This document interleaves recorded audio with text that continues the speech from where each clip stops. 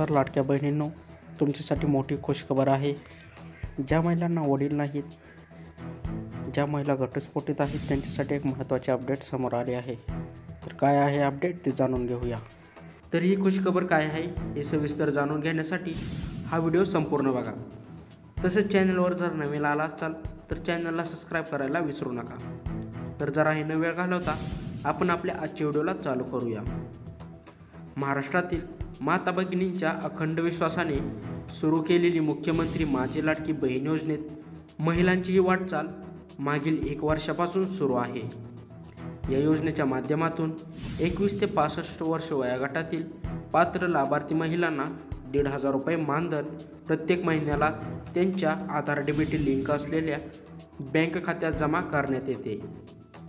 लाडकी बहीण योजनेचा हप्ता सुरळीत मिळावा व योग्य महिलांना लाभ मिळवण्यासाठी KYC प्रक्रिया सुरू केलेली आहे आणि येत्या 18 नोव्हेंबरपर्यंत ही प्रक्रिया पूर्ण करण्यात ही मुभा दिलेली आहे.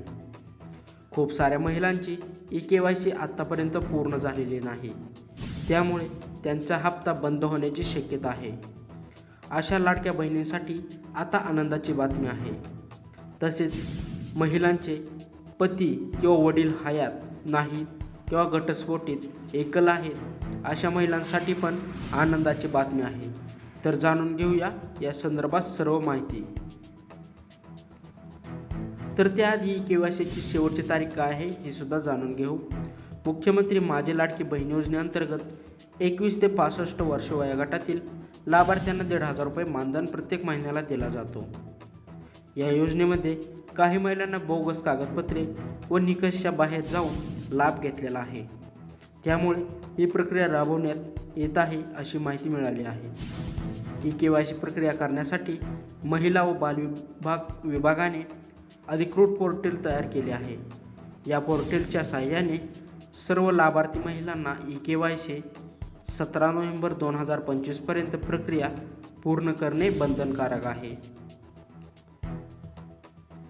परंतु सर्व्हरची समस्या असल्यामुळे किंवा OTP एरर असल्यामुळे खूप साऱ्या महिलांची KYC झाली नाही. काही महिलांचे पती किंवा वडील हयात नाहीत किंवा घटस्फोटीत नाहीत आहेत अशा महिलांना या KYC प्रक्रियेमध्ये कोणताही पर्याय उपलब्ध करून दिलेला नाही, त्यामुळे त्यांची KYC प्रक्रिया रखडलेली आहे.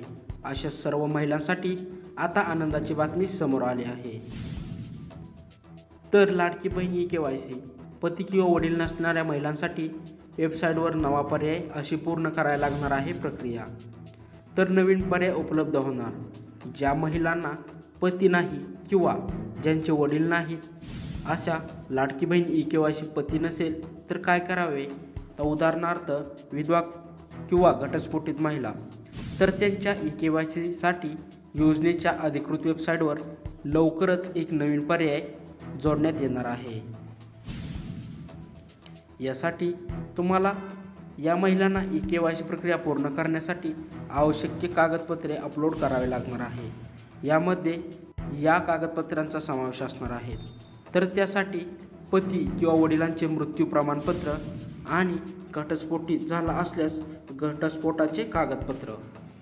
ही माहिती राज्याचे मंत्री आदित्य तटकरे यांनी दिली असून पात्र महिलांना लाभापासून वंचित राहू नये यासाठी हे बदल केले जात असल्याचे त्यांनी स्पष्ट केले आहे.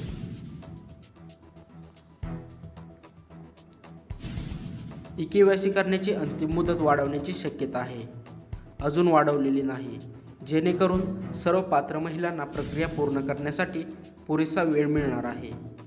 दररोज साधारणपणे 4 ते 5 लाख महिलांची KYC प्रक्रिया पूर्ण होत असून आत्तापर्यंत 1 कोटींपेक्षा जास्त महिलांनी KYC पूर्ण केले आहे. तर कशी वाटली आजची माहिती हे कमेंटद्वारे नक्की सांगा. तसेच लाडकी बहीण योजनेचे नवीन अपडेट जाणून घेण्यासाठी आजच आपल्या चॅनलला सबस्क्राईब करा. तर भेटू आपण पुढच्या व्हिडिओमध्ये. धन्यवाद.